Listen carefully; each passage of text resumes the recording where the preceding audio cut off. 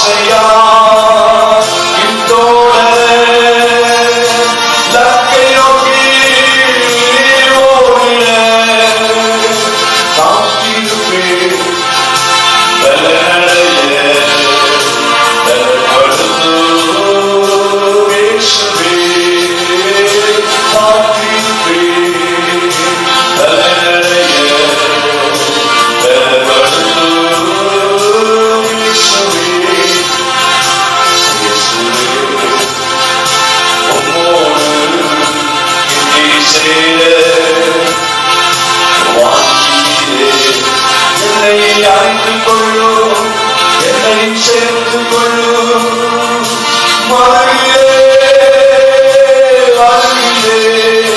என்னை அழைத்துக் கொள்ளும், என்னை சேர்த்துக் கொள்ளும்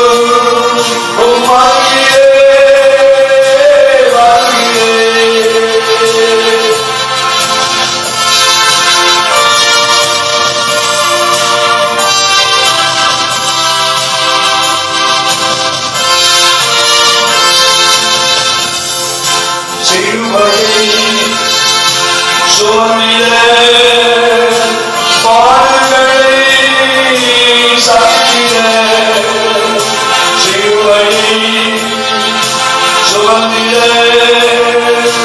பாடுகளை சகித்திட உம்மை போல பாடுகளே சிலுவை அன்னை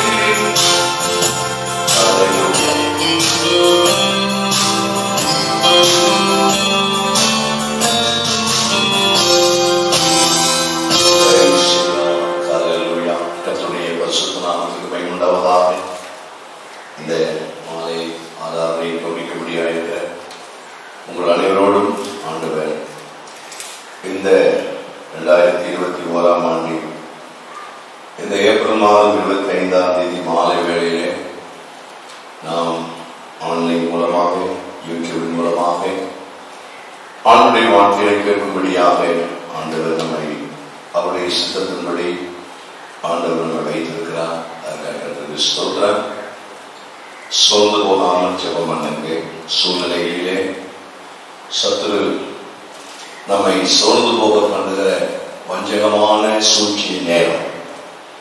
இப்படிப்பட்ட இந்த கடுமையான நிலைகளிலே நம்முடைய ஆவியிலே சோர்வுக்கு இடம் கொடுக்க வேண்டாம். அதிகமாக நாம் இந்த நாட்களிலே கடந்த ஆண்டை விட இந்த ஆண்டிலே அதிகமாக ஜெபிப்போம். நாம் காத்திருப்போம். கர்த்தர் பெரிய காரியங்களை ஆண்டவர் செய்வார் என்பதிலே விசுவாசம் உடையவர்களாக இருந்து நம்பிக்கை உடையவர்களாக இருந்து கர்த்தருக்கு மகிமையுண்டாவதாக. உங்களோடு கூட சில நிமிடங்கள் ஆண்டுடைய வாழ்க்கை இந்த மாலை ஆராதனைக்காக கொடுக்கும்படியாக தெரிந்து கொள்ளப்பட்டதான வேத பகுதியை உங்களோடு கூட வாசிக்கிறேன். கவனியுங்கள்.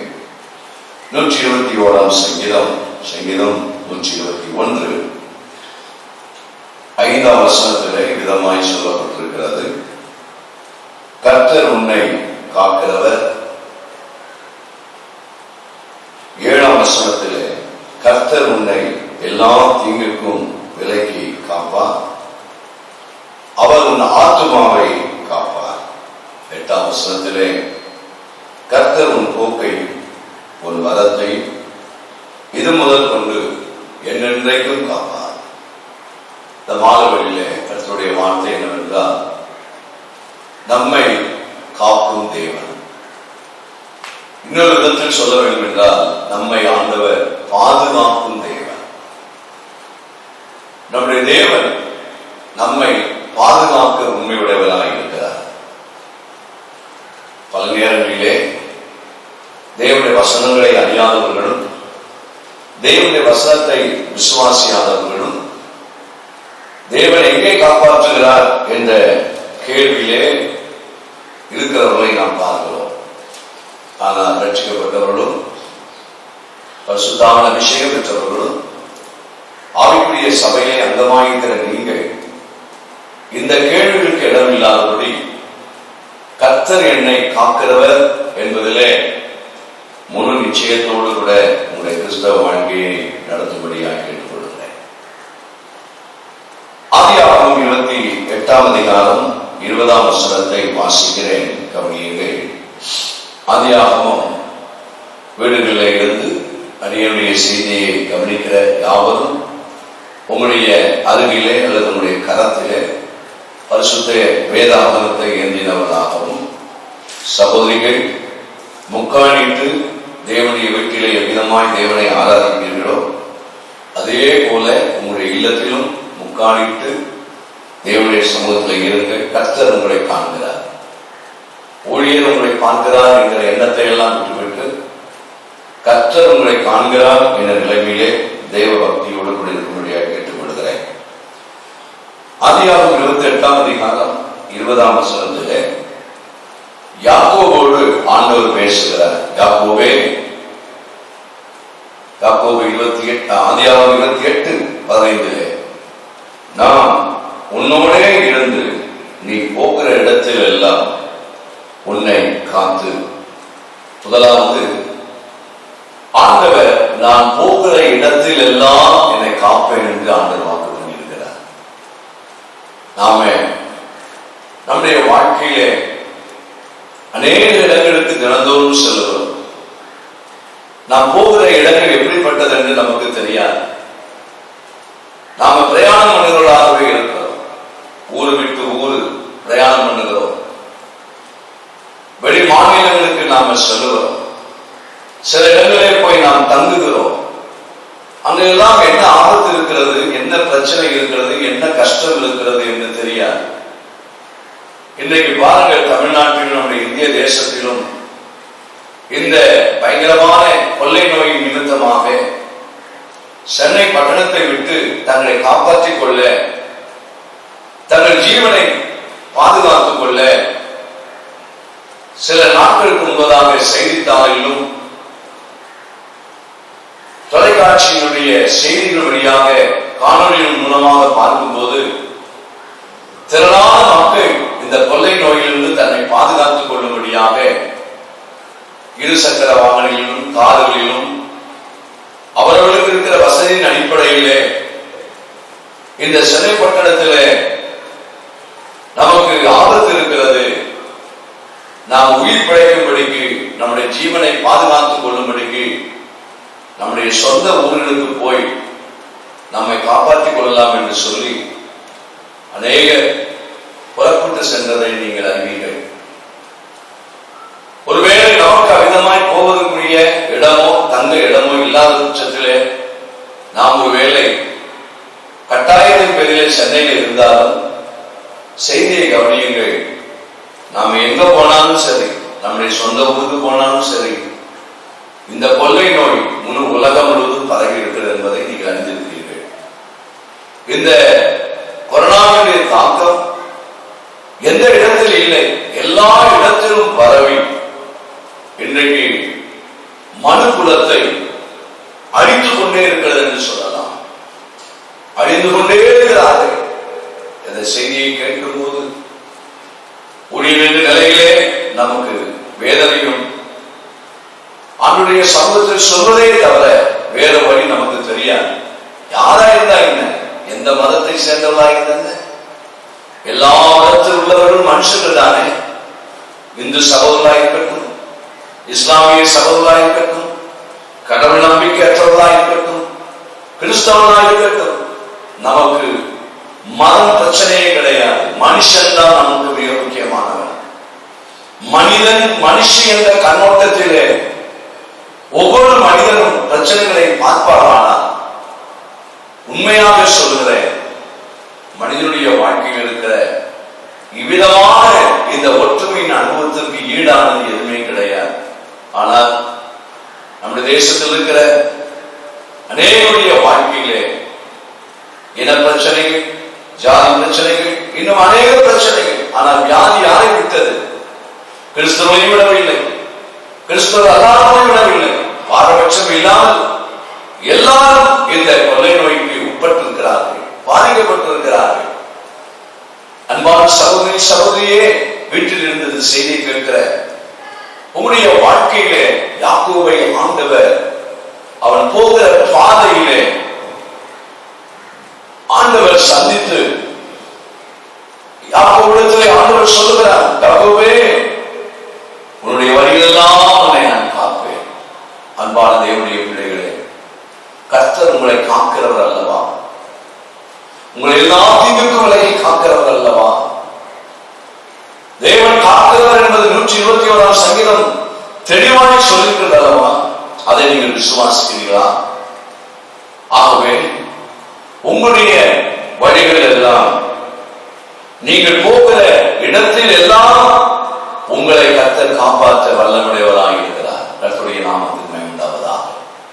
நீங்கள் இருக்கும் இடத்திலே, நீங்கள் இப்பொழுது எந்த இடத்தில் தங்கியிருக்கிறீர்கள், நீங்கள் எந்த ஊரிலே இந்த செய்தி கேட்டுக் கொண்டிருக்கிறீர்கள்? ஒருவேளை இந்த திருச்சபை மக்களாக இந்த சபையை சுற்றிலும் சேத்துப்பட்டிலே இருக்கிற விசுவாசிகளாக இருப்பீர்களானா, அதற்கு வெளியே இருக்கிற மற்ற திருச்சபைக்கு போகிற மக்களாக இருப்பீர்களானா, நீங்கள் இருக்கும் இடத்திலேயே கர்த்தர் காக்க வேண்டும் என்று செவியுங்கள். நீங்கள் செய்ய வேண்டியதெல்லாம், ஆண்டவரே, நான் இருக்கும் இந்த ஸ்தலத்திலே, நான் இருக்கும் வசதியற்ற இந்த சூழ்நிலையிலே, என்னிடத்தில் பணம் இல்லை, என்னிடத்தில் வசதிகளும் இல்லை, ஆனாலும் ஆண்டவரே, என்னை நீர் காக்க வேண்டும் என்று ஒரு சின்ன ஜெபத்தை நீங்கள் ஏறிடுங்கள். கர்த்தர் உங்களை எல்லா தீங்குக்கும் விலக்கி காக்க அவர் வல்லமுடையவராக இருக்கிறார். இதுவரையும் கர்த்தர் அநேக பிள்ளைகளை, விசுவாச மக்களை கர்த்தர் எல்லா தீங்குக்கும் விலக்கி காத்திருக்கிறார்.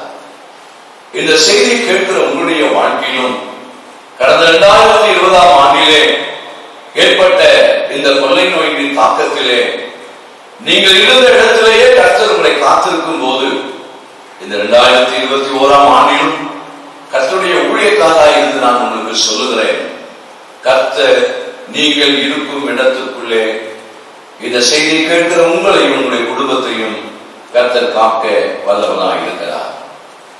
யோசுவாவின் புஸ்தகம் 24ஆம் அதிகாரத்திலே ஒரு வசனத்தை குறிப்பிட விரும்புகிறேன். வேத புஸ்தகத்தை என்னோடு கூட நீங்கள் திருப்பிக் கொள்ளுங்கள். யோசுவாவின் புஸ்தகம் 24ஆம் அதிகாரம் 17ஆம் வசனத்திலே யோசுவாவின் தலைமையின் கீழ் வந்த ஜனங்களை பார்த்து தன்னுடைய வாழ்க்கையினுடைய ஓட்டத்தை முடிக்கிற அந்த நேரத்தில் அவர் இஸ்ரவேல் ஜனங்கள் எல்லாரையும் பார்த்து அவர் சொல்லும் போது, நம்மையும் நம்முடைய பிதாக்களையும் அடிமைத்தன வீடாகிய எகிப்து தேசத்திலிருந்து புறப்பட பண்ணி நம்முடைய கண்களுக்கு முன்பாக பெரிய அடையாளங்களை செய்து நாம் நடந்து வந்த எல்லா வழியிலும், கவனித்துக் கொள்ளுங்கள், நாம் நடந்து வந்த எல்லா வழியிலும், நாம் கடந்து வந்த எல்லா ஜனங்களுக்கும். இந்த வார்த்தையை நீங்கள் புரிந்து கொள்வீர்களா? நாம் நடந்து வந்த எல்லா வழி, நாம் கடந்து வந்த எல்லா ஜனங்களுக்குள்ளும் நம்மை காப்பாற்றினவர் நம்முடைய தேவனாகிய கர்த்தர் தாமே. யோசுவா நிச்சயப்படுத்தி உறுதிப்படுத்தி ஜனங்களோடு பேசுகிறார். 2 காரியத்தை அங்கே சொல்லுகிறார். இஸ்ரவேல் மக்களே, இஸ்ரவேலை காக்கிற தேவன், நீங்கள் நடந்து வந்த எல்லா வழிகளும் காத்தர் அல்லவா? கர்த்தருடைய பெரிதான கிருபையினாலே எகிப்து தேசத்தை பார்க்க ஆண்டவர் உதவி செய்தார்.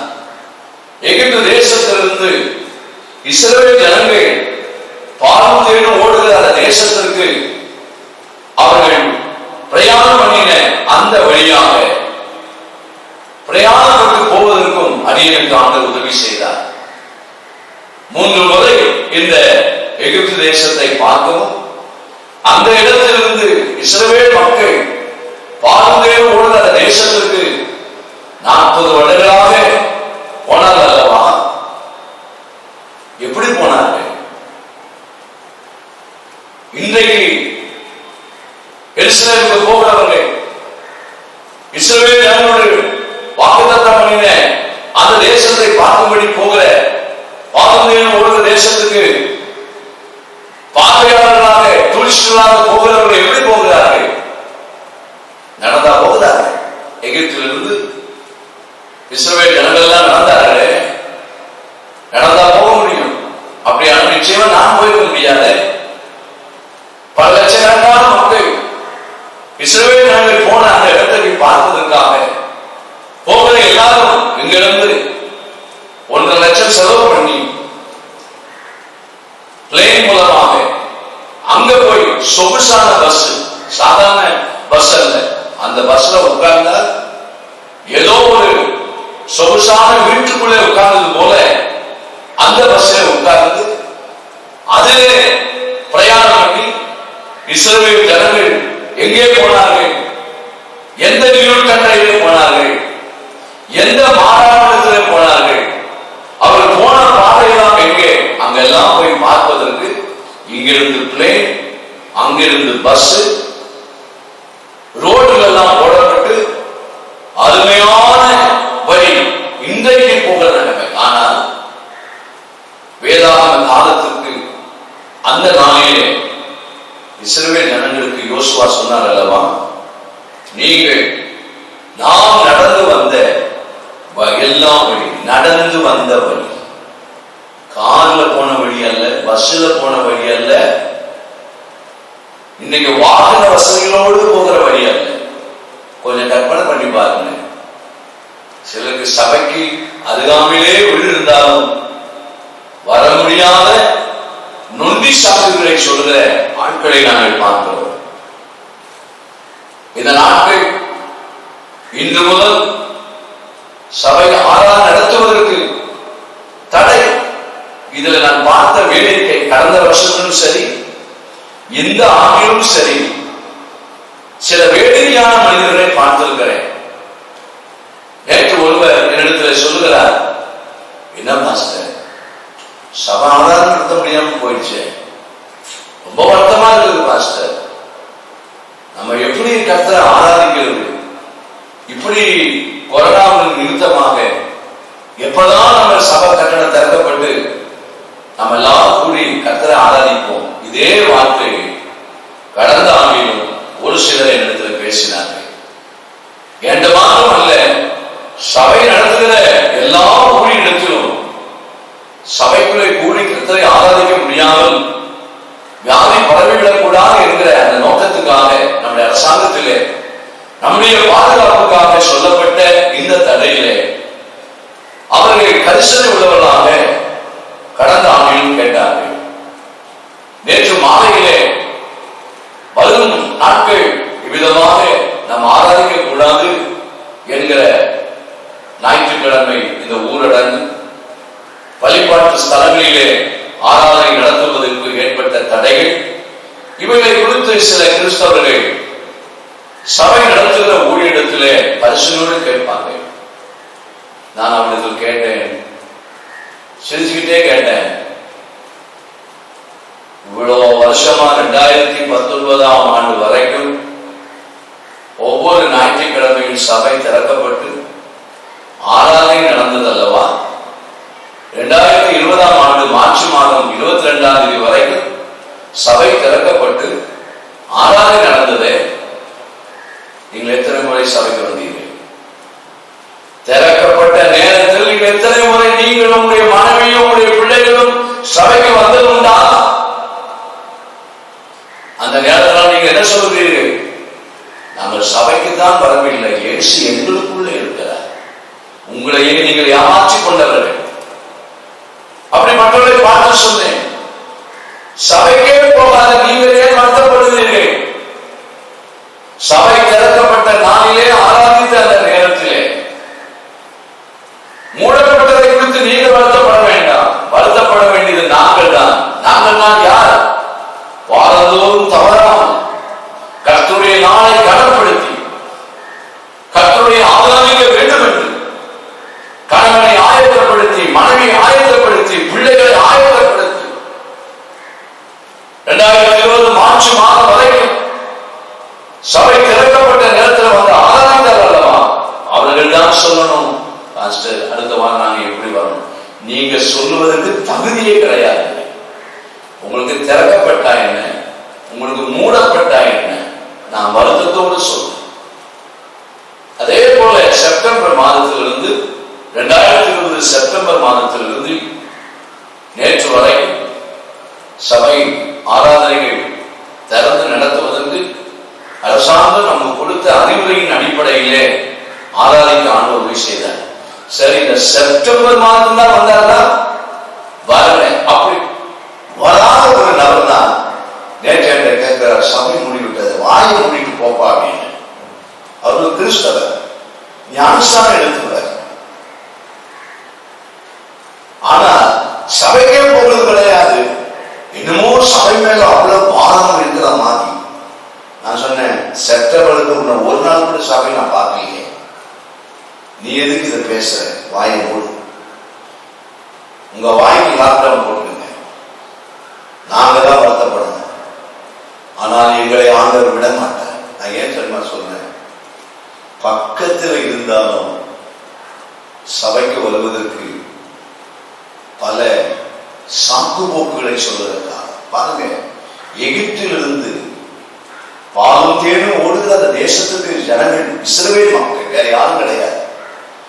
ஏன்? ஆண்டவர் ரக்கைகளெல்லாம் கொடுத்து, எல்லாருக்கும் ரக்கையை கொடுத்து, எல்லாரும் பறவைகளை போல பறந்து அந்த கானான் தேசத்துக்கு நீங்க போயிடுங்க, நான் வாக்குத்தத்தம் பண்ணப்பட்ட தேசத்துக்கு போயிடுங்கன்னு சொல்லி பறக்கப்பட்டிருக்காங்க இல்லையா? எல்லாரும் பறந்து போய் தொப்பு தொப்புன்னு தொப்புன்னு அந்த கானான் தேசத்துக்குள்ள விழுந்திருக்காங்க இல்லையா? ஆண்டவர் நினைச்சா அதை செய்வாருங்க. நான் வர நாட்கள் அதை பற்றி நான் உங்களோட பேசுறேன். இன்னைக்கு இந்த முதல் ஆராதனை இதில் நீங்க கவனிக்கிறபடி நான் சொல்லுகிறேன், மோசையும் நடந்தார். மோசையின் காலத்துக்கு பிறகு யோசுவாவும் நடந்தார். எல்லா ஜனங்களும் நடந்து நடந்து நடந்து அந்த எகிப்திலிருந்து இந்த கானான் தேசத்துக்கு போகிற பாதையை பார்த்தால் இன்றைக்கும் வலது பக்கத்திலும் இடது பக்கத்திலும் இன்றைக்கும் அது வனாந்தரமாக இருக்கிறது. ஜனங்கள் பிரயாணம் பண்ணுவதற்காக தான் ரோடு போட்டிருக்காரே தவிர, அதுவும் என்ன அருமையான ரோடு தெரியுமா? வீட்டுல அந்த ரோட்ல சோறு போட்டு சாப்பிடலாம், அந்த மாதிரி ரோடு. அவ்வளவு நேர்த்தியாய் ஒரு அழுக்கல் குழுக்கள்லாம் பஸ் இருக்காது. ரொம்ப சுகமான பிரயாணம்.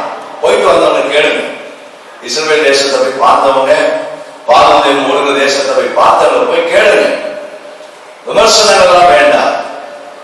ஆனா இன்றைக்கும் அன்றைக்கும் உள்ள காரியத்துல இஸ்ரவேல் ஜனங்கள் எகிப்தை விட்டு வெளியே கால வைத்து செங்கடலை கடந்த பின்பு மோசே நடக்க சொல்லு, ஜனங்களை நடக்க சொல்லு, நடக்க சொல்லு, நடக்க சொல்லு. பாருங்க, உபாகமத்துல 8ஆம் அதிகாரத்துல ஒரு வசனத்தை உங்களுக்கு குறிப்பிடுகிற கர்த்தருடைய பிள்ளைகள். உபாகமம் 8ஆம் அதிகாரத்திலே அங்கே சொல்லப்பட்டிருக்கிறது. 4ஆம் வசனத்திலே பார்க்கிறோம், இந்த 40 வருஷம் உன் மேல் இருந்த வஸ்திரம் பழையதாய் போகவும் இல்லை, உன் கால் வீங்கவும் இல்லை. உன் கால் வீங்கல. நம்ம கொஞ்சம் நடந்தா கால் வீங்குது இல்லை. கர்த்தர் உங்களை நடத்துவாரானா நீங்கள் நடக்கும் வழியிலே உங்களை பாதுகாக்க ஆண்டவர் வல்லமையுடையவராயிருக்கிறார். பாருங்க, யாக்கோபுக்கு சொன்னார், நீ போகிற இடத்திலே, நீ போகிற இடத்தில், இஸ்ரவேல் என்று சொல்றார், நீ போகிற வழியிலே, நடந்து போகிற வழி 40 வருஷம். கொஞ்ச நேரம் நிற்கிறதுக்கு எனக்கு கால் வலிக்குது, கொஞ்ச தூரம் நடந்தா கால் வலிக்குது. இன்னைக்கு பாத்தீங்கன்னா வாகனங்கள் பெருகிவிட்டது. இப்ப நடப்பதற்கு நமக்கு சோம்பலாகிவிட்டது. ஆனால் இன்னைக்கு இஸ்ரவேல் மக்கள் 40 வருஷம் நடந்த பின்பு மோசே எல்லாமே கால்களையும் பார்க்கிறார், தன்னுடைய காலையும் பார்க்கிறார். ஐயோ, இத்தனை வருஷம் நடந்தார்களே, கால்கள் வீங்கவே இல்லை. ஆண்டவர் அவர்களை நடந்து வந்த எல்லா வழிகளிலும் அவர்களை ஆண்டவர் பாதுகாத்தார்கள். உங்களையும் ஆண்டவர் பாதுகாக்க, நீங்கள் பஸ்ஸில் போனாலும் கர்த்தர் உங்களை பாதுகாப்பார், நீங்க ட்ரெயின்ல போனாலும் கர்த்தர் உங்களை பாதுகாப்பார், நீங்க உங்களுடைய சொந்த வாகனத்தில் போனாலும் கர்த்தர் உங்களை பாதுகாப்பார். விசுவாசத்தோடு தெய்வ செய்தியை கேளுங்க. நீங்க நடந்தே போனாலும் கர்த்தர் உங்களை பாதுகாப்பார். இஸ்ரவேலை காக்கும் தேவன் உங்களையும் காக்க வல்லவராக இருக்கிறார். உங்களை எல்லா தீங்குக்கும் அவர் விலக்கி காக்க அவர் வல்லவராக இருக்கிறார். இதை நீங்கள் விசுவாசிக்கிறீர்களா? அன்பான தேவனுடைய பிள்ளையே, சகோதரி சகோதரியே, சபைகளில் கர்த்தரை ஆராதிக்கிற அன்பான விசுவாச மக்களே, நீங்கள் எந்த திருச்சபையை சேர்ந்தவராக இருந்தாலும் 2021ஆம் ஆண்டிலே இந்த சூழ்நிலையின் நடுவிலே நீங்கள் நடந்து வருகிற எல்லா வழிகளிலும் உங்களை ஆண்டவர் பாதுகாப்பாராக. அது மாத்திரமல்ல, யோசுவா என்ன சொன்னார்? எல்லா ஜனங்களுக்குள்ளும் பலவிதமான ஜனங்கள். இன்னைக்கு பாருங்க, இந்த கொள்ளை நோய், இந்த கொரோனா, யாரிடத்திலும் நெருங்கி பேசக்கூடாது, வியாதிகள் பரவிவிடும். யாரையும் தொட்டு பேசிவிடக்கூடாது, வியாதி பரவிவிடும். பல காரியங்கள் சொல்லப்படுகிறது. ஆனால் அன்றைக்கு இஸ்ரவேல் ஜனங்கள் பலவிதமான ஜனங்கள் நடுவிலே அவர்கள் உள்ளே போகும்போதெல்லாம் யோசுவா உணர்ந்து சொல்ற, எல்லா ஜனங்களுக்குள்ளும் நம்மை காப்பாற்றினவர் நம்முடனே இருக்கிற நம்முடைய கர்த்தர் தானே. இன்றைக்கு இந்த செய்தி கேட்கிறவங்களுக்கு சொல்லுகிறேன், நீங்கள் யார் நடுவிலே, எப்படிப்பட்ட ஜனங்கள் நடுவிலே, எப்படிப்பட்ட சூழ்நிலையின் நடுவிலே நீங்கள் இருந்தாலும் உங்களை காக்கும் வல்லமையுள்ள தேவன் இருக்கிறார் என்பதை விசுவாசத்தோடு கூட ஏற்றுக்கொள்ள ஆயத்தமாயிருங்கள். 2 சாமுவேல் புஸ்தகம் 8ஆம் அதிகாரத்திலே என்னோடு கூட வேத பகுதியை தெரிவித்துக் கொள்ளுங்கள்.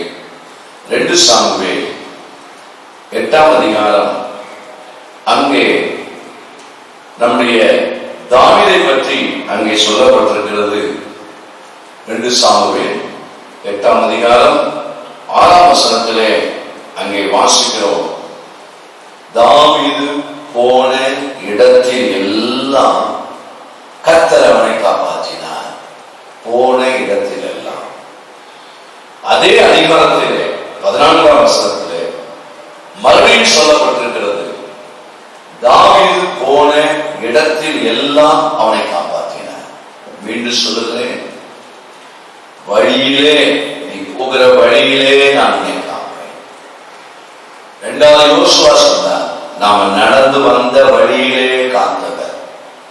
ஜனங்களுக்குள்ளே, பலவகையான ஜனங்களுக்குள்ளே நம்மை காப்பவர். 4வது சொல்கிறேன், தாவீதுடைய வாழ்க்கையிலே தாவீதுக்கு சவுல் ஒரு சத்துருவா இருந்தான். தாவீதுக்கு தன்னுடைய பெற்றெடுத்த மகன் அப்சலோமே சத்துருவா இருந்தான். தாவீதுக்கு கூட இருந்த கவுன்சிலிங் கொடுக்கிற ஆலோசனைக்காரன், அவனுடைய ஆலோசனை தேவ தூதனை போல இருக்கும் என்று அந்த ஐதோவை பற்றி சொல்லப்பட்டிருக்கிறது. அப்படிப்பட்ட ஒரு ஆலோசனைக்காரன் ஒரு நாள், இவ்வளவு நாளா கூட இருந்த தாவீதோடு இருந்த இந்த ஐதோவை ஒரு நாள் அப்சலோமுக்கு பின்னாலே ஓடிவிட்டான், துரோகம் செய்து விட்டான். நான் இடையிலே ஒன்றை சொல்ல விரும்புகிறேன். அன்பு சகோதரே, சகோதரனே, வருத்தப்படாதே. சில விஷயங்கள் எல்லாம் அந்த இடத்துக்குள் நீங்கள் வரும்போதுதான் சில சத்தியத்தை நீங்கள் விலகிக் கொள்ள முடியுமே தவிர, அதுவரைக்கும் சில வசனத்தை பேசுகிறவர்களை நீங்கள் விமர்சனம் பண்ணுவீங்க. வாட்ஸ்அப்ல உடனே அதெல்லாம் அப்படிலாம் இருக்காது, அப்படிலாம் நடக்காது. ஏனென்றால் அந்த பிரச்சனை உங்களுக்கு வராத வரைக்கும், அந்த சூழ்நிலை நீங்கள் சந்திக்காத வரைக்கும், சில சத்தியத்தை நீங்கள் விலகிக் கொள்ளாமல் பேசினவர்களை விமர்சனம் பண்ணுகிற காரியங்கள் அநேகத்தை நான் பார்க்கிறேன். அவைகளை பற்றி நான் என்னை போன்ற ஊழியர்கள் அதற்கு முக்கியத்துவம் கொடுக்க மாட்டார்கள். தேவன் அழைத்த அந்த ஓட்டத்திலே, எங்களுக்கு தேவன் நியமித்த ஓட்டத்திலே நாங்கள் பொறுமையோடு ஓடி எங்க ஓட்டத்தை முடிப்போம். அதுதான் எங்களுக்கு கர்த்தர் கொடுத்திருக்கிற நிச்சயம். இந்த செய்தியை கேட்கிற விசுவாசிகளே, உங்களுக்குமே அந்த நிச்சயம் இருக்கட்டும். ஏன் அதை நான் சொல்லுகிறேன்? அகிதோப்பல் பாருங்கள், போய்விட்டார், தாவீதை விட்டு போய்விட்டார். சவுல் ஒரு பக்கம் சத்துரு, அப்சலோம் ஒரு பக்கம் துரோகி, அகிதோப்பல் திடீரென்று காலை மாறிவிட்டவர். இதற்கிடையிலே பெலிஸ்தர்களோடு கூட போராட்டம். எவ்வளவு பிரச்சனை யோசித்து பாருங்கள்.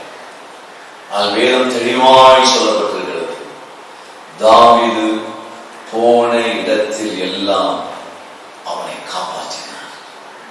அன்பு சகோதரி, சகோதரியே, உங்களுக்கு விரோதிகள் இருப்பார்கள், உங்களுக்கு சத்துருக்கள் இருப்பார்கள்.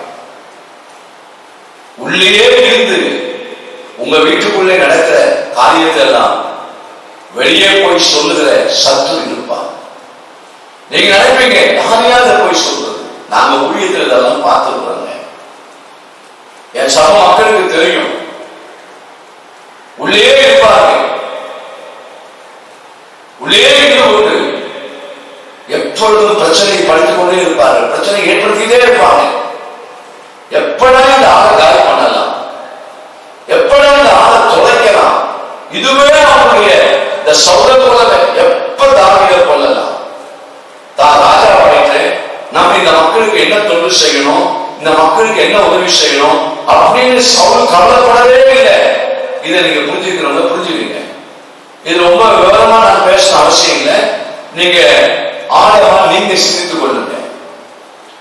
சவுல் என்றைக்காவது ஜனங்களுக்கு நன்மை செய்ய நினைச்சாரா? இல்ல. காலையில எழுப்பின உடனே, என் கற்பனையில சொல்றேன், சவுல் எழுப்பின உடனே தாவீது எங்க இருக்கிறான், அவன் எங்க ஒழிஞ்சிருக்கிறான், அவன் எந்த கேள்வியில் இருக்கிறான், அவன் எந்த புகையில இருக்கிறான், தன்னுடைய மகனாகி யோனத்தான்ட இருக்கிறான். எப்பா, நீ அவனுக்கு சிநேகிதன் தானே, நீ சொல்லு, நீ போய் அவனுக்கு சிநேகிதனா இருக்கிறீங்க, அவன் எனக்கு விரோதி அப்படின்னு சவுல் தாவீதை தனக்கு விரோதியாய் பார்க்கிறான். ஆனா சவுலுடைய மகனாகி யோனத்தானோ தாவீதுடைய குணத்தை புரிந்து கொண்டார்.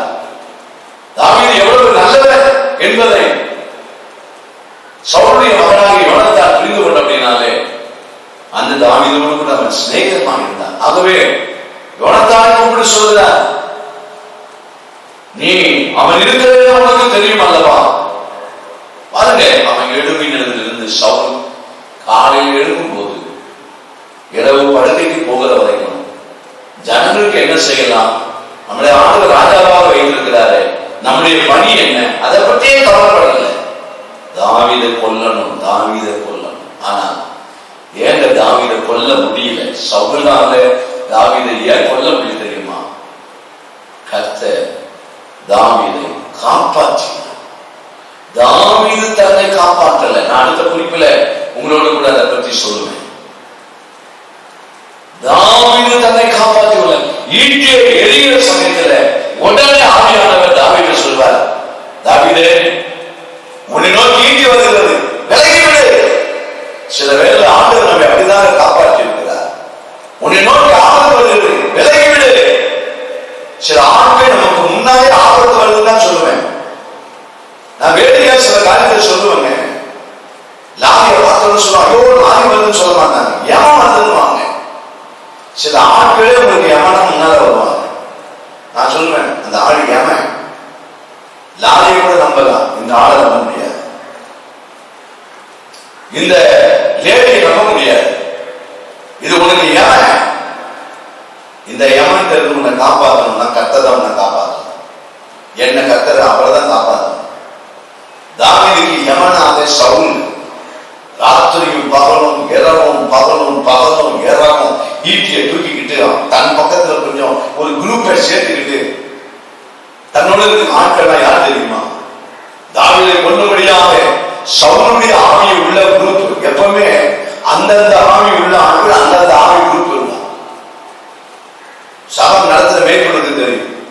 நான் சொல்லுவேன், அதே ஆவிதான் அவனுக்கு இருந்தது, அதே ஆவிதான். அதனால அந்த 2 பேர் ஃப்ரெண்ட்ஸ். பாருங்க, நல்லவன் நல்லவனோட தான் சேருவான், கெட்டவன் கெட்டவனோட தான் சேருவான். இதுதானே நடக்குது. செய்தி கேட்குறீங்களா? வழியெல்லாம் நான் உன்னை காப்பேன், நீ நடந்து வருகிற வழியெல்லாம் உன்னை காப்பேன், எல்லா ஜனங்களுக்குள்ள உன்னை நான் காப்பேன்.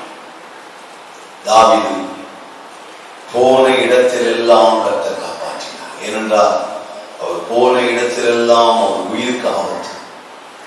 ஒரு நாள் தாவீதே சொன்னார், இன்றைக்கான ஒரு நாள் சவுல் என்னை கொன்று விடுவானே என்ற ஒரு எண்ணம் வந்துவிட்டது. ஒரு சோர்வு தாவீதுக்குள்ளே வந்துவிட்டது. ஆனால் கர்த்தர் வல்லமை. ஒரு நாள் சவுல் யுத்தம் நடக்கிற சமயத்திலே அவன் மரித்தார். அதற்கு பின்புதான் 2 சாமுவேலிலே கர்த்தர் தாவீதை கொண்டு வந்து நிறுத்துகிறார். நிறுத்தும் போதுதான் அங்கே சொல்லப்பட்டிருக்கிறது, தாவீதே சவுல் இருக்கிற காலத்திலே உன்னை காப்பாற்றினேன், அப்சலோம் உன்னை விட்டு பிரியும் போது உன்னை காப்பாற்றினேன், அகிதோப்பேல் உனக்கு கொடுக்க வேண்டிய ஆலோசனை கொடுக்காமல் அப்சலோமுக்கு ஆலோசனை கொடுத்து அவனுடைய ஆலோசனை ஏற்றுக்கொள்ளாதவனைக்கு அகிதோப்பேலுடைய ஆலோசனை நான் தான் அபத்தமாக்கினேன். ஏன் அபத்தமாக்கினா, தாவீதே உன்னை காப்பாற்றுவதற்காக. அன்பு சகோதரே சகோதரியே, உனக்கு விரோதமாக யாராவது சரி செய்கிறார்களா? உனக்கு யாராவது தீங்கு செய்ய வேண்டும் என்று கூடி கூடி பேசுகிறார்களா? தெருவில் நின்று பேசுவது, வீடுகளிலே வந்து பேசுவது, பார்க்கிற இடங்களெல்லாம் உங்களை தான் பார்க்கணும்னு நினைச்சோங்கிறத, உங்களை தான் பார்க்கணும்னு நினைச்ச சிஸ்டர், ஒரு முக்கியமான விஷயத்தை நான் பேசணும், சதி பண்ணுகிறார்களா? கர்த்தர் தாவீதோடு இருந்து தாவீது போன இடத்திலெல்லாம் கர்த்தர் காப்பாற்றியது போல இந்த செய்தியை கேட்டுக் கொண்டிருக்கிற உங்கள் வாழ்க்கையில் உங்களை கர்த்தர் காப்பாற்ற வல்லமுடையவராக இருக்கிறார். யாக்கோபின் தேவன் யாக்கோபை காப்பாற்றினார். இஸ்ரவேலின் தேவன் இஸ்ரவேல் மக்கள் நடந்து வந்த வழிகளை காப்பாற்றினார். எல்லா ஜனங்களுக்குள்ளும் அவர்களை காப்பாற்றினார். தாவீது அவனை கர்த்தர் காப்பாற்றினார். கர்த்தருக்கு மகிமை உண்டாவதாக. 139ஆம் சங்கீதத்தில் இந்த தாவீது சொல்லும்போது, கர்த்தர் என்னை எப்பொழுது காப்பாற்றினார் என்றால் 13ஆம் வசனத்திலே அவர் சொல்லுகிறார், சங்கீதம் 139 13, நீர் என் உள்ளதரியங்களை கை கொண்டிருக்கிறேன், என் தாயின் கர்ப்பத்தில் என்னை காப்பாற்றினீர். ஆண்டவர் ஒரு நோக்கத்தோடு தான் என்னை காப்பாற்றினார். இந்த செய்தி கேட்க நீங்கள் எல்லாரும் எத்தனையோ மரணத்தினுடைய வழியில போயிருக்கலாம். ஒருவேளை உங்களுக்கே தெரியாமல் இருக்கலாம். நம்முடைய வாழ்க்கையிலே நமக்கே தெரியாது. தாவீது சொல்றார், என் தாயின் கர்ப்பத்திலே என்னை காப்பாற்றினீர். சில பிள்ளைகள்லாம் பிறக்கும் போதே மறிக்க வேண்டிய பிள்ளைகள், ஆனாலும் அப்படிப்பட்ட அந்த சூழ்நிலையிலே தாயினுடைய ஜெபம், அந்த தகப்பனுடைய ஜெபம், அந்த பெற்றோருடைய ஜெபம் அந்த குழந்தைக்கு ஏற்பட்ட மஞ்சக்காமாலையிலிருந்து சுகத்தை கொடுத்தார். அந்த பிள்ளைக்கு ஏற்பட்ட மூச்சு திணறலிலிருந்து அந்த குழந்தைக்கு, நான் சொல்றதெல்லாம் சிசுவாய் இருப்பது, தாய் கர்ப்பத்திலிருந்து வெளியே வருகிற பிள்ளை எப்படி இருப்பான்? ஒரு கையளவு தான் இருப்பான். சில குழந்தைகள்லாம் பிறந்தவுடனே பார்த்தீங்கன்னா அது பார்க்கறதுக்கே ரொம்ப, அது சொல்லுவாங்க எலிக்குச்சி மாதிரி இருக்குது பாஸ்டர். ஆனா அந்த எலிக்குச்சி வளர்ந்து வரும்போது ஒரு 28 வயசு 30 வயசு ஆகும்போது யானை மாதிரி இருக்குது. ஆனா அந்த குழந்தை பிறக்கும்போது ரொம்ப தாய்க்கு என்னடா இவ்வளவு எடை குறைவா இருக்குதே, இவ்வளவு பலவீனமா இருக்குதே, இது பிழைக்குமா?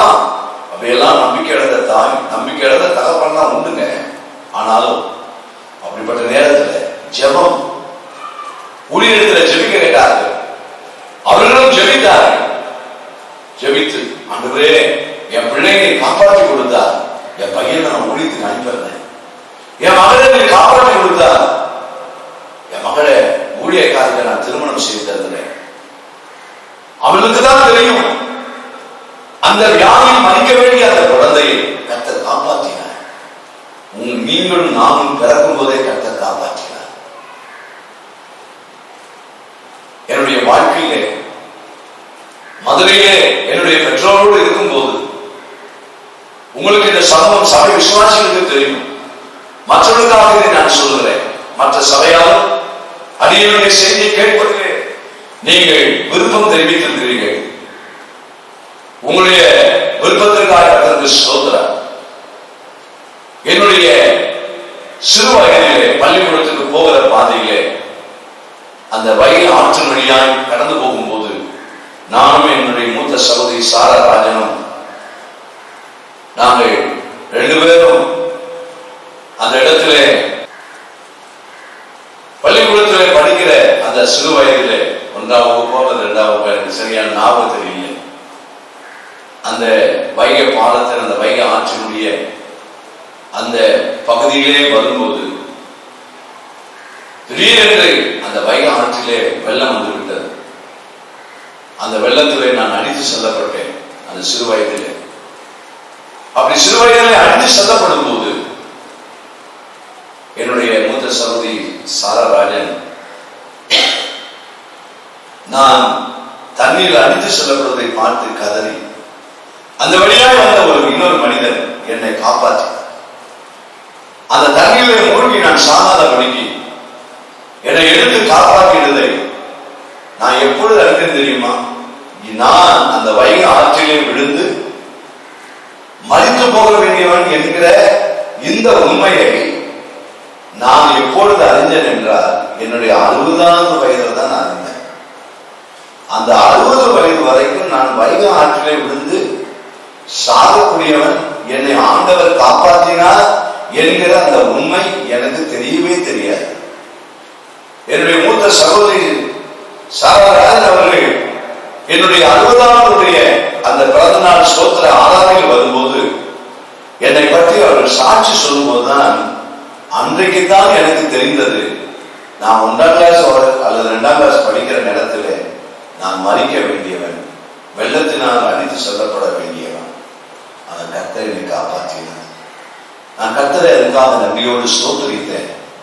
அந்த உண்மை எனக்கு இதே போலதான் நம்ம எல்லாரையும் வாழ்க்கையிலும் குழந்தையாக இருக்கும் போது நம்மை ஒருவேளை தேர் நம்மை கொட்டிருக்கலாம், விஷத்தை ஆண்டவர் காப்பாற்றி இருப்பார். அது நமக்கு அதெல்லாம் தெரியாது. சின்ன வயசுல ஏற்பட்ட ஆபத்துகள், சின்ன வயசுல ஏற்பட்ட வியாதியுடைய தாக்கத்திலே மூக்கிலே டியூப்ல வைத்து உன் பிள்ளை மதிக்காது, உன் பையன் உன் பிள்ளை பிழைக்க முடியாது, உன் மகன் பிழைக்க முடியாது என்று டாக்டர் எல்லாம் கைவிட்ட விஷயம் குழந்தை பருவத்தில் எனக்கு என்ன ஏற்பட்டது, உங்களுக்கு என்ன ஏற்பட்டது தெரியாது. ஆனா அந்த தாய்க்கு தான் தெரியும், அந்த தகப்பனுக்கு தான் தெரியும். என்னை காப்பாற்ற, என்னுடைய பிள்ளையை காப்பாற்றினார் கர்த்தர். ஏன் கர்த்தர் காப்பாற்றினார்? அதற்கு பிறகு என்னுடைய வாழ்க்கையிலே நான் பார்த்தது என்னவென்றால், என்னுடைய வாழ்க்கையிலே விளையாட்டுத்தனமாக பல நேரத்தில் ரயில்களிலே வரும்போது அந்த வாழ்வு பருவத்தில் படிக்கிற பருவத்தில் உள்ள விளையாட்டுத்தனமான காரியம், பயங்கரமான காரியத்தை எல்லாம் விளையாடினேன். ஆனால் இன்றைக்கு சிந்தித்தால் எனக்கே அதிர்ச்சி. ஏன் தெரியுமா? பேப்பர்ல பார்க்கிறேன், தொலைக்காட்சியிலே செய்திகளை பார்க்கும்போது பஸ்ஸிலிருந்து கீழே படிக்கட்டிலே விழுந்தவர்கள். நான் யோசிப்பேன், நான் கூட பள்ளிக்கூடத்துல 10th படிக்கும் போது இப்படிதாங்க பஸ்ல படிக்கட்டுல பிரயாணம் பண்ணேன், கம்பியை பிடிச்சு தொங்கிட்டு போனேன். ஒரு நாளும் கீழே வெளியே கர்த்தனை காப்பாற்றினாரே. பேப்பர்ல இன்னைக்கு வாசிக்கும் போது எத்தனை கல்லூரி மாணவர்கள் பஸ் படிக்கட்டுல பிரயாணம் பண்ணி கீழே விழுந்து மண்டை உடைந்து பஸ்ஸுடைய சக்கரம் அவங்களுக்கு தலைமையில ஏறி மறித்து போன கல்லூரி மாணவர்கள் எத்தனை பேர். ட்ரெயின்ல போகும்போது விளையாட்டு அன்றைக்கு தெரியாது இந்த ஜீவனுடைய மதிப்பு என்ன, இந்த உயிருடைய மதிப்பு என்ன என்று விளையாட்டு பருவத்தில் எனக்கும் தெரியாது, அந்த வயதில் உள்ள யாருக்குமே தெரியாது. எல்லாம் விளையாட்டுத்தனமாக இருப்பார்கள். ரயில்வே டிராக்ல நின்று அது வழியாகவே நடந்து வருவோம். எம்சி ஸ்கூல்ல படித்துக் கொண்டிருக்கிற காலத்துல ரயில்வே டிராக்லே நடந்து வருவோம். ட்ரெயின் பக்கத்தில் வருவது அந்த பக்கம் தாழ்வோம். அதுல போட்டி. இன்றைக்கு யோசிக்கிறேன், எத்தனை பேர் ரயில் தண்டவாளத்தை கடந்து போகும்போது ரயிலே அடிபட்டு மறித்திருக்கிறார், பிள்ளைகள் மறித்திருக்கிறார், பெரியவர்கள் மறித்திருக்கிறார். அதே ஆபத்தான அதே இடத்திற்குள்ளே அன்றைக்கு விளையாட்டுத்தனமாக ஒரு 10 பேர் 10 பேர் சேர்ந்து யார் முதலாவது தாங்க அந்த ட்ரெயின் அந்த டிரைவர் பயங்கரமா ஆக நிற்பார். நாங்க அதை கண்டுதே இல்லை. அவரை பயணம் நிற்போம். பக்கத்துல கொஞ்சம் பக்கத்துல வர நேரத்துல தான் அடுத்து தண்டவாளத்துக்கு போயிடும். அதுல எந்த பக்கம் நம்மளை பாதுகாத்துக் கொள்ள முடியும். கொஞ்சம் தவச்சு வைங்கள தண்டவாளத்துல கால் தடுப்பட்டு அடிபட்டு கீழே விழுந்தா உயிர் போயிருக்கும் இல்லையா? ஆனால் ஆண்டுடைய பெரிதான கிருபை, என்னுடைய பெற்றோருடைய ஜபம் பஸ் படிக்கட்டில் இருந்து என்னை காப்பாற்றினது, ரயிலே ஆபத்திலிருந்து காப்பாற்றினது. விசுவாசிகளை கவனிங்க, கர்த்தர் காப்பாற்றினார் என்பது ஏதோ ஒரு விளையாட்டுத்தனமான கற்பனையான வார்த்தை அல்ல. இஸ்ரவேலை காக்கிற தேவன் இன்றைக்கும் அவர் ஜீவனுள்ள தேவன். உங்களை எல்லா தீமைக்கும் விலகி காப்பவர்களே அவர் உண்மையுள்ள தேவன். ஆமென் சொல்லுங்க, உங்களை கர்த்தர் காப்பாற்றுவார். எனக்கு நீச்சலே தெரியாது, இப்பவும் எனக்கு நீச்சல் தெரியாது. நீச்சல் தெரியாமலே எத்தனையோ குளத்தில் போய் நீச்சல் குளங்களிலேயும் சரி, பல இடங்களில் தண்ணி தேங்கி இருக்கிற குளத்தண்டையிலே போய் நீச்சல் தெரியாமலே இறங்கி குளித்திருக்கிறேன். ஆழமான இடங்களுக்கு போயிருக்கிறேன். ஆனால் கர்த்தர் என்னை காப்பாற்றினார். நீச்சல் தெரிந்தவர்களே தண்ணீர்ல மூழ்கி செத்திருக்கிறார்கள். நன்றாக நீந்துகிறவர்களே தண்ணீரிலே மறித்து போயிருக்கிறார்கள். நான் சில நேரங்கள் இதெல்லாம் யோசிப்பேன். இப்படிப்பட்ட இந்த ஆபத்துகளெல்லாம் என்னுடைய சிறு வயதிலே என்னுடைய வாழ்வு பிராயத்திலே வாகனங்களை ஓட்டும் போதும் சரி, விளையாட்டுத்தனமாக வேகமாக ஓட்டுவேன், பந்தயத்தை ஓட்டுவேன். அந்த வாகன விபத்திலிருந்தும் கர்த்தரை காப்பாற்றினாரே. தாயின் கற்பத்தில் பாதுகாத்தார், படிக்கிற காலத்திலே காப்பாற்றினார், வாயு பிரயத்திலே காப்பாற்றினார். இப்பொழுதும் கர்த்தர் காப்பாற்றுகிறார். கடந்த ஆண்டு ஏற்பட்டதான பயங்கரமான இந்த கொள்ளை நோயின் மத்தியிலையும் கர்த்தருடைய ஊழியத்தை தொடர்ந்து செய்கிற எல்லா நிலைகளிலும் அடியனை கர்த்தர் காப்பாற்றினார். நான் குடிக்கிற தண்ணீரையும் நான் சாப்பிடுகிற ஆகாரத்தையும் கர்த்தர் எனக்கு ஆசீர்வாதம் தருகிறார். வேதம் சொல்வது அல்லவா, அவர் உன் அப்பத்தையும் உன் தண்ணீரையும் ஆசீர்வதித்து உன் எல்லா வியாதிகளும் பிதா குமாரன் பரிசுத்த ஆவியின் நாமத்தினால விலகி காக்கிற சகோதரனே சகோதரியே, விசுவாசத்தோடு பரிகாசம் பண்ற ஆளோடு நீ பரிகாசம் பண்ண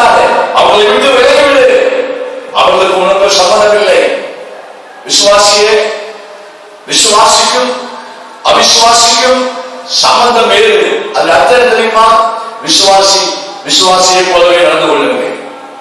அவிசுவாசிகளுடைய வார்த்தைகளுக்கு அவிசுவாசமான வார்த்தைகளை பேசுவதற்கு உங்களுடைய செவையை சாய்த்து விடாதீர்கள். ஆமா சிஸ்டர், ஆமா பிரதர், நீங்க சொல்றதுலயும் உண்மை இருக்கு. அவன் சொல்றதெல்லாம் அவிசுவாசமான வார்த்தை, அதுலதான் உண்மை இருக்கிறது. நீங்கள் விசுவாசிகள், கர்த்தருடைய சத்தியத்தை கேட்கிறவர்கள், இந்த திருச்சபையின் விசுவாசிகளாக இருக்கிற உங்களுக்கு சொல்லுகிறேன், இந்த சத்தியத்தை கேட்கிற உங்களோடு நான் பேசுகிறேன். கர்த்தர் உங்களை தாயின் கர்ப்பத்திலே காப்பாற்றினார். இதுவரைக்கும் கர்த்தர் காப்பாற்றியிருக்கிறார். மரண வரையும் கர்த்தர் உங்களை காப்பாற்றுவார். இயேசு வருகிற வரைக்கும் ஆண்டவர் உங்களை காப்பாற்ற அவர் போதுமானவராக இருக்கிறார். கர்த்தருக்கு மகிமை உண்டாவதாக. அது மாத்திரமல்ல, ஏசாயா தீர்க்கதரிசன புஸ்தகம் 27ஆம் அதிகாரம், ஏசாயா தீர்க்கதரிசன புஸ்தகம் 27ஆம் அதிகாரத்திலே வாசிக்கும் போது 27:2-3 சொல்லப்பட்டிருக்கிறது. அக்காலத்திலே நல்ல திராட்சை ரசத்தை தரும் திராட்சை தோட்டம் உண்டாயிருக்கும், அதை குறித்து பாடுங்கள். திருக்கதர் சொல்ல, நல்ல திராட்சை ரசத்தை தரும் திராட்சை தோட்டம் உண்டாயிருக்கும். ஆனால் அந்த நல்ல ரசத்தை தருகிற திராட்சை தோட்டமாய் அது இருக்க வேண்டுமானால் அது கேட்பாரற்று இருக்கக்கூடாது. அந்த அடுத்த வசனத்திலே அதை பற்றி சொல்லப்பட்டிருக்கிறது. 3ஆம் வசனத்திலே அந்த நல்ல திராட்சை ரசத்தை தரும் அந்த திராட்சை தோட்டத்தை 3ஆம் வசனத்திலே கர்த்தராகிய நான் அதை காப்பாற்றி, கர்த்தராகிய நான் அந்த திராட்சை தோட்டத்தை காப்பாற்றி அடிக்கடி அதற்கு தண்ணீர் பாய்ச்சி ஒருவரும் அதை சேதப்படுத்தாதபடிக்கு இரவும் பகலும் காத்துக் கொள்வேன். அன்பு சகோதர சகோதரியே, சபை என்பது ஒரு திராட்சை தோட்டம். இந்த திராட்சை தோட்டமாகிய சபை திராட்சை ரசம் உள்ள ஒரு சபையாக இருக்க வேண்டும்.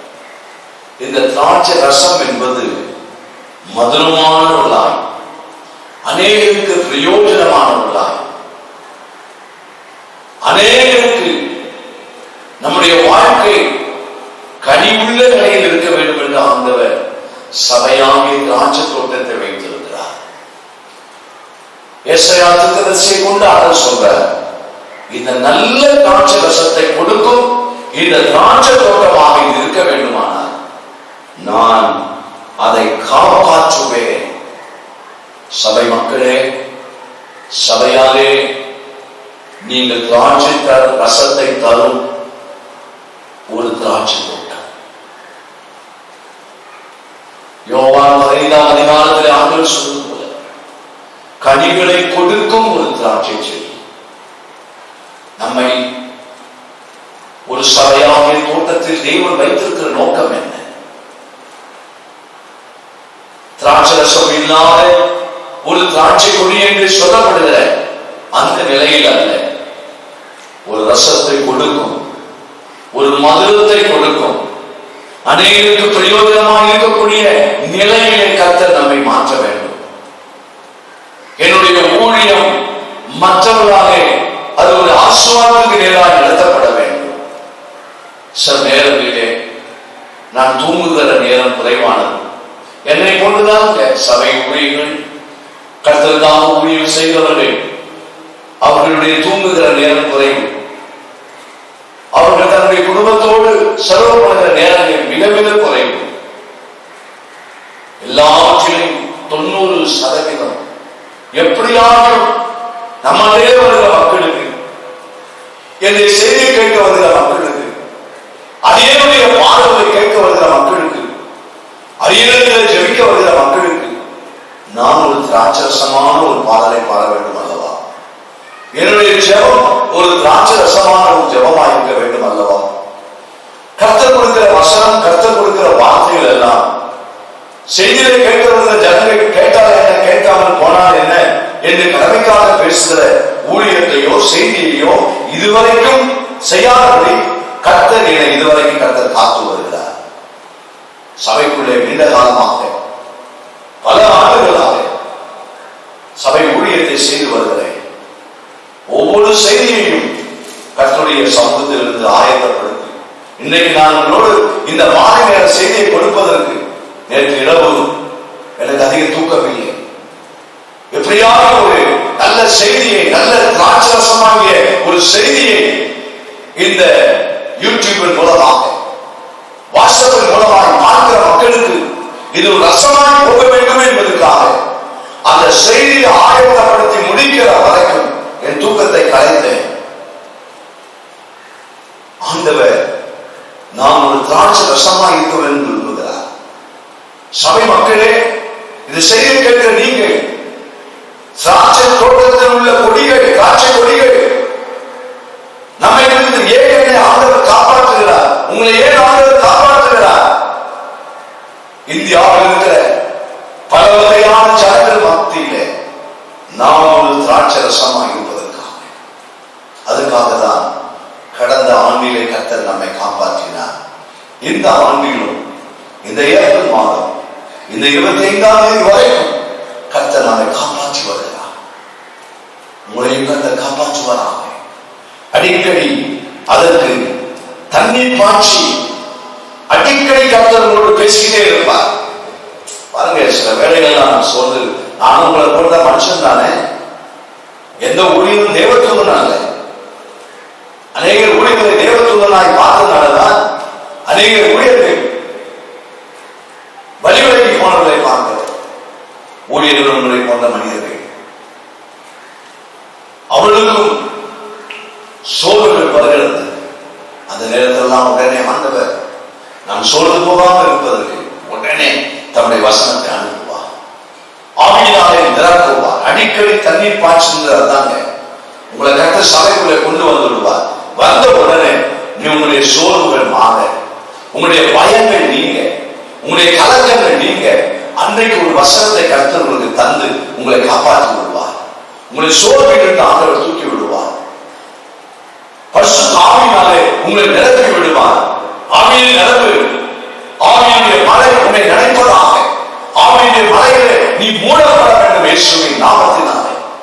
பெந்தெகோஸ்தே சபைக்குள்ளே, திருச்சபைக்குள் போகிற அன்பான விசுவாசிகளே, உங்களோடு கூட தெளிவாய் சொல்கிறேன், நீங்கள் போகிற சபைக்குள்ளே நீங்கள் கேட்கும் சத்தியங்கள் உங்களை காப்பாற்றுகிற சத்தியமாக இருக்க வேண்டும். உங்களுடைய ஆவியின் நிறைவு உங்களுடைய வாழ்க்கைக்கு தேவையான சத்துள்ள ஆவியின் நிறைவாக இருக்க வேண்டும். பலமுள்ள ஒரு நிறைவாக இருக்க வேண்டும். வேதம் சொல்லுகிற 3ஆம் வசனத்திலே ஏசாயா 27:3 சொல்லப்பட்டிருக்கிறது, அந்த திராட்சை தோட்டத்தை ஒருவரும் சேதப்படுத்தாதபடிக்கு, ஒருவரும் சேதப்படுத்தாதபடிக்கு டே அண்ட் நைட், இரவும் பகலும், நைட்டும் டேயும், இரவும் பகலும் காத்துக்கொள்வேன். நம்ம எல்லாரும் கர்த்தர் இதுவரைக்கும் ரட்சிக்கப்பட்ட சகோதரே, சகோதரியே, அபிஷேகம் பண்ணப்பட்ட பிள்ளைகளே, இந்த கொரோனாவிலிருந்து கர்த்தர் உங்களை காத்துக்கொள்ள இரவும் பகலும் கர்த்தர் காத்துக் கொள்வாராக. 24 மணி நேரம் கர்த்தர் காத்துக் கொள்வாராக. 365 நாளும் கர்த்தர் உங்களை காத்துக் கொள்வாராக. உங்களுடைய ஆயுஷ் வருஷங்கள் 70 இருந்தாலும், பலத்தின் மிகுதியான் 80 இருந்தாலும், இன்னும் பலத்தின் மிகுதியான் 100 வருடங்களாக இருந்தாலும் உங்களை கர்த்தர் காத்துக்கொள்ள அவர் உண்மையுள்ள தேவனாக இருக்கிறார். வழியிலே கர்த்தர் உங்களை காப்பாற்றுவாராக. நீங்கள் நடந்து வருகிற வழியிலே உங்களை கர்த்தர் காப்பாற்றுவாராக. நீங்கள் பார்க்கிற எல்லா ஜனங்களிலும் கர்த்தர் உங்களை காப்பாற்றுவாராக. நீங்கள் போகிற இடத்தில் எல்லாம் உங்களை கர்த்தர் காப்பாற்றுவாராக. தாயின் கர்ப்பத்திலே காப்பாற்றுவார், ஆபத்திலே காப்பாற்றுவார், வியாதி மத்தியிலே கர்த்தர் உங்களை காப்பாற்றுவார். உங்களை சபையாகிய தோட்டத்திலே திராட்சரசம் தரும்படியான ஆத்துமாக்களாக இருக்கும்படி உங்களை ஆண்டவர் அடிக்கடி தண்ணீர் பாய்ச்சி ஒரு சேதம் வராதபடிக்கு இரவும் பகலும் கர்த்தர் உங்களை காக்க அவர் வல்லமையுள்ளவராக இருக்கிறார். கர்த்தருடைய பிள்ளைகளே, இந்த செய்தியை கேட்கிறவங்களோடு கூட பரிசுத்த ஆவியானவர் நிச்சயமாக பேசுவார். உன்னுடைய படுக்கையில் இன்றைக்கு இரவிலே நீங்கள் போகும்போது முழங்கால் படியிட்டு ஜெபம் பண்ணுங்க, முக்காலிட்டு ஜெபம் பண்ணுங்க. சத்தியத்துக்கு விரோதமாய் பேசுகிறவருடைய காரியத்திற்கு முக்கியத்துவம் விடாமல் மீண்டுமாய் சொல்லுகிறேன், இன்றைக்கு இரவு படுக்கையில் இருக்கும்போது ஆண்டவரே எங்களை காப்பாற்றும், இந்த தேசத்தினுடைய இன்றைக்கு இருக்கிற இந்த பரிதாபமான இந்த நிலையிலே எங்களை காப்பாற்றும் என்று கேளுங்க. நிச்சயமா கர்த்தரை காப்பாற்றுவார். தாவீது சொல்லுகிறார் சங்கீதத்திலே, ஒழித்து வைத்து என்னை காப்பாற்றுவார். நீங்க ஜெபிக்கும் போதெல்லாம் உங்களை கர்த்தர் மறைத்து காணும். தீங்கு நாளில் என்னை மறைத்து என்னை ஒழித்து வைத்து என்னை காப்பாற்றுவார் என்று சொல்லப்பட்டிருக்கிறது. தானியேல் புஸ்தகம் 6ஆம் அதிகாரம் 14ஆம் வசனத்திலே தானியேலை சிங்க கெபியிலே ஆண்டவர் காப்பாற்றினார். அதிலே ஒரு வார்த்தையை நான் குறிப்பிட விரும்புகிறேன். தானியேலின் தீர்க்கதரிசன புஸ்தகம் 6ஆம் அதிகாரம் 14ஆம் வசனத்திலே தானியேலை அதிகமாக நேசித்த ராஜா எல்லாரையும் விட இந்த தானியேலுடைய உண்மையை பார்த்து, தானியேலுடைய நடத்தையை பார்த்து, தானியேலுடைய சுபாவத்தையும் குணத்தையும் பார்த்து அந்த ராஜா தானியேல் மேல் அதிக அன்புடையவராக இருந்தார். தானியேலை அதிகமாக நேசித்தார். ஆனால் தானியேல் என்ற பெயரை பயன்படுத்தாமலே தானியேலுக்கு விரோதமாய் செயல்பட்ட நபர்கள் தானியேல் என்ற வார்த்தையை பயன்படுத்தாமல் ராஜாவிடத்தில் போய் அவர்கள் காரியத்தை வித்தியாசப்படுத்தி கடைசியில யார் என்று அந்த நபர் யார் என்று பார்த்தபோது, ஐயோ நான் அதிகமாக நேசிக்கிற தானியேலை நானே இப்பொழுது சிங்கக்கபியில போடுவதற்குரிய ஆளாக மாறிவிட்டேனே, நான் நேசித்த இந்த தானியேலை சிங்கக்கபியில போடுவதற்கு எவ்வளவு வஞ்சகமாக எவ்வளவு தந்திரமாக இந்த ஆட்களெல்லாம் வஞ்சகமான ஒரு காரியத்தை செய்து அந்த வஞ்சகத்திலே நான் சிக்கொண்டு ஏமாற்றப்பட்டு நான் நேசித்த இந்த தானியேலை சிங்கக்கபியிலே போடுவதற்கு நானே அந்த பத்திரத்துல கையெழுத்து போட்டேன். அதை வேற விதத்தை சொன்னா, தான் நேசித்த தானியேலுக்கு விரோதமாகவே அந்த ராஜாவுடைய கையெழுத்து அந்த பத்திரத்திலே போடப்பட்டது. அப்படியானால் அந்த ராஜாவுக்கு எவ்வளவு வேதனை இருந்திருக்கும். வேற யாரா இருந்தால் பரவாயில்லை இல்லவா?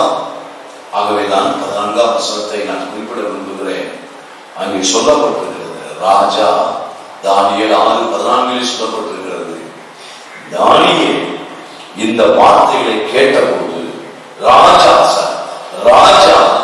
இந்த வார்த்தைகளை கேட்டபோது தன்னில் மிகவும் சஞ்சலப்பட்டு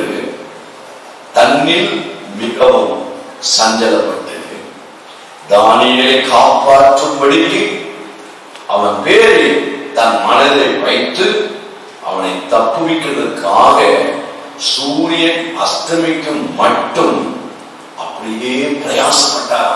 எப்படியாவது தானியேலை சிங்கக்கபியில போகாதபடிக்கு நான் காப்பாத்திடணும், நான் தானியேலை நேசிக்கிறவராச்சே, அவனை எப்படியாவது காப்பாற்றணும்னு சொல்லி சூரியன் மறையறதுக்குள்ள எப்படியாவது காப்பாற்றணும் பிரயாசப்பட்டார். ஆனால் பிரயாசம் எல்லாம் வீணாகி போய்விட்டது. ராஜாவாக தானியேலை சிங்கக்கபியிலே போடாமல் தடுப்பதற்கு ராஜாவால் முடியல. ஆனா காப்பாற்றணும் மனது இருக்குது. சிங்கக்கபியில போடக்கூடாது. ஐயோ சிங்கக்கபியில போட்டார் இந்த பரிசுத்தவான், இந்த நீதிமான், இந்த குற்றமாற்றவன், இந்த உண்மையுடன் சிங்கத்தினாலேயா சாக வேண்டும், அவனை எப்படியாவது காப்பாற்ற வேண்டும் என்று சொல்லி முயற்சித்து பார்த்தார். கடைசியில் தோல்வி அடைந்தது.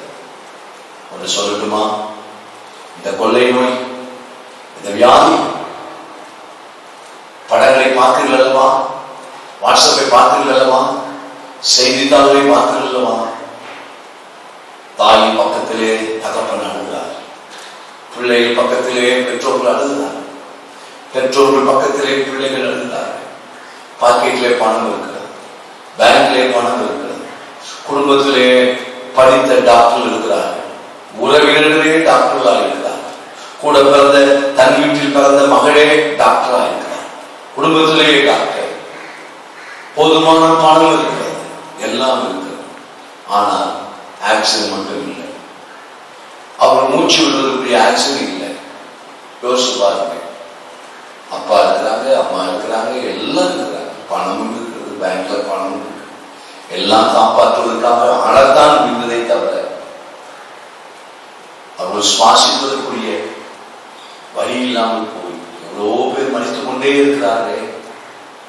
செய்திகளை படிக்கும் போது கொரோனாவின் நிமித்தமாக அவர்கள் சுவாசிப்பதற்குரிய அந்த ஆக்சிடென்ட் பற்றாக்குறையினால அவள் மறிப்பதை நேரடியாக பார்க்கிற தகவல், மனைவி மறிப்பதை பார்க்கிற நேரடியாக பார்க்கிற புருஷன் எவ்வளவு கொள்ளுதல்.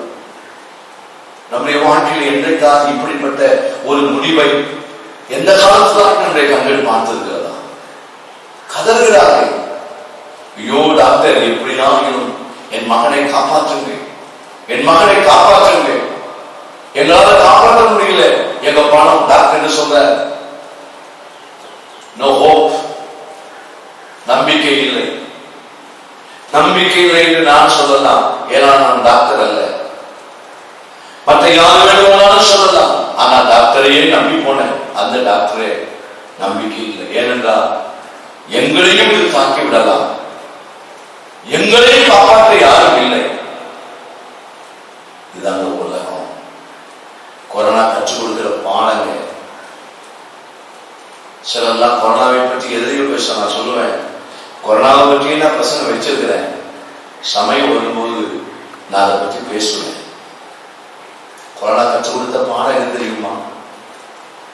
உன்னை புரிஞ்சுக்கீங்க, என்னையே நான் காப்பாற்ற முடியாது, என்னை காப்பாற்ற மற்றவர்களால முடியாது. எனக்கு பணம் இருக்கலாம், யாராயும் தெரிந்த நல்ல வைத்தியர்கள் இருக்கலாம், ஆனால் எல்லாரும் நம்மை கைவிட்டு விடுவார்கள். எங்களால் முடியாது என்று சொல்லும் ஒரே ஒரு ஆண்டவர், ஆண்டவராக இயேசு இந்த செய்தியை கேட்கிற உங்களை காப்பாற்ற வல்லவராக இருக்கிறார். தானியேல் வேற வழி இல்லாமல் சிங்கக்கவியிலே போடப்பட்ட போது வேதம் சொல்லுகிறது, அந்த இடத்திலே தானியேல் புஸ்தகம் 6ஆம் அதிகாரத்திலே அங்கே சொல்லப்பட்டிருக்கிறது. 6ஆம் அதிகாரம் 20ஆம் வசனத்தில் ராஜா சொல்றார், கெவியின் கிட்ட வந்த போது வருத்தத்தோடு துயர சத்தமாய் தானியேல் கூப்பிடுகிறார். காலையிலே, தானியேலே, ஜீவனுள்ள தேவனே தாசனே, நீ இடைவிடாமல் ஆராதிக்கிற உன் தேவன் உன்னை சிங்கங்களுக்கு தப்புவிக்க வல்லவராய் இருந்தாரா? அது அர்த்தம் என்ன?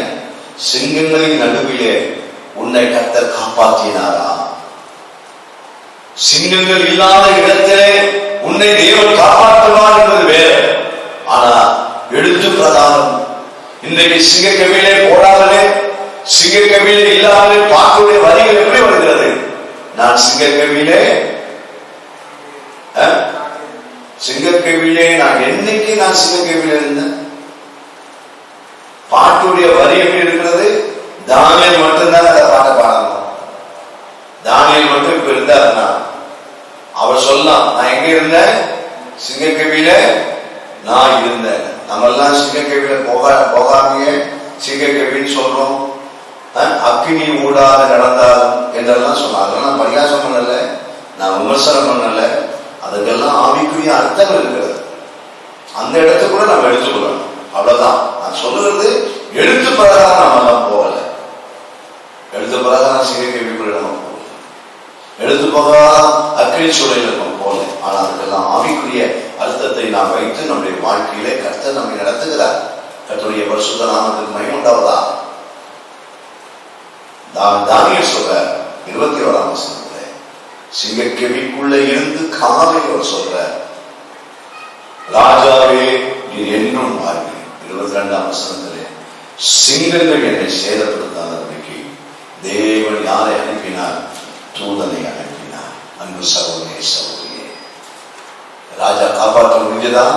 இல்லை.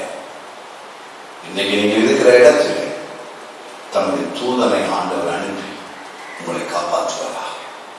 நீங்கள் படுத்திருக்க படுக்கையிலே உங்களுக்கு அருகிலே ஒரு தூதன் வரணும்னு சொல்லி ஜெபம் பண்ணுங்க. டாக்டர் வரல, நர்ஸ் வரல, சொந்த பந்தங்கள் வரல, தூதன் வருவார். நான் அப்படிதான் விசுவாசிக்கிறேன். தூதனை ஆண்டவர் அனுப்புவார் உங்களை காப்பாற்றுவதற்கு, உங்களை குணமாக்குவதற்கு. உங்களை யார் காப்பாற்றுவார் நீங்க எதிர்பார்க்கிறீங்களோ அவங்க இல்லாம இருக்கலாம், ஆனா கர்த்தர் காப்பாற்றுவார்.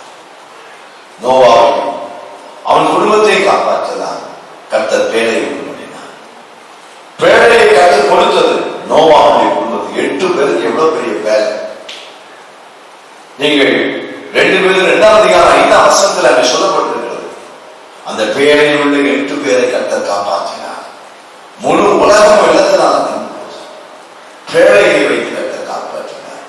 சொல்லுவது புரிகிறதா? ஒழித்து வைத்து காப்பாற்றுவார். சிங்கத்தின் கெளியிலே தூதனை அனுப்பி கர்த்தர் காப்பாற்றுவார். வெள்ளம் வரும்போது, வெள்ளம் வருவதற்கு முன்பதாகவே பேழைக்குள்ளே 8 பேரை அனுப்பி கர்த்தர் காப்பாற்றினார். இன்றைக்கு இந்த செய்தி கேட்க அன்பான விசுவாசிகளே, நீங்கள் எந்த திருச்சபை மக்களாக இருந்தாலும் கர்த்தர் உங்களை காப்பாராக. என்னோட கூட கண்ணை முடிச்சிருப்போமா? எங்கள் பரலோக பிதாவே, எங்கள் சகோதரர்களே, எங்களை காக்கும் தேவனிடத்திலே உங்களுடைய சத்தியத்தை அறிந்தவர்கள், இந்த காலத்திலே இந்த சத்தியத்தை கேட்கிறவர்கள், திருச்சபைக்கு போகிறவர்கள், எல்லா பிள்ளைகளையும் கர்த்தர் காத்துக்கொள்ளும். ஆவியிலும் ஆத்மாவிலும் சரீரத்திலும் வேண்டிய தெய்வீக சுகத்தை தாரும். அவர்கள் எந்த நிலையிலே வீட்டில் இருந்தாலும், ஆஸ்பத்திரியில் இருந்தாலும், எங்கு இருந்தாலும் நீர் அவர்களுக்கு அற்புதமான சுகத்தை ஆச்சரியவிதமாக கற்றுக் கொடுப்பீராக. இந்த கடைசி காலத்திலே ஒரு நல்ல தெய்வீக வெளிப்பாடோடு கூட ஊழியராக இருக்கிற நாங்கள் ஜனங்களை ஆற்றவும், தேற்றவும், பலப்படுத்தவும், சிறப்படுத்தவும், தைரியப்படுத்தவும் எங்கள் எல்லாருக்கும் ஒரு விசேஷத்த கிருபையும் விசேஷத்த ஞானத்தையும் கொடுத்து சபையை பாதுகாக்கும்படியாக நாங்கள் செபிக்கிறோம். சபையை அதை பாதுகாத்துக் கொள்ள கர்த்தருடைய கரத்தில் அர்ப்பணிக்கிறோம். சகல துதிகரமாக எல்லாம் உமக்கு ஒருவருக்கே இருக்கிறோம். இயேசுவின் நாமத்தில் பிதாவே, ஆமென். என் ஆத்துமாவே கர்த்தரை ஸ்தோத்திரி, என் முழு மேற்படைய பரிசுத்த நாமத்தை ஸ்தோத்திரி.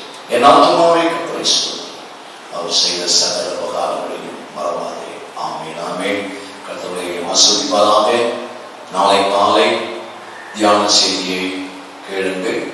காலை 6 மணிக்கு தியான செய்தி உங்களுக்கு கொடுக்கப்படும். ஒவ்வொரு நாளும் காலை வேளை தியான செய்திகளை கேளுங்கள். வாட்ஸ்அப்பின் மூலமாக உங்களுக்கு அறிவிக்கப்படுகிற அறிவிப்புகளை கவனித்து நீங்கள் செயல்படும்படி அன்பாய் கேட்டுக்கொள்கிறேன். கர்த்தர் எல்லாரையும் பாதுகாத்து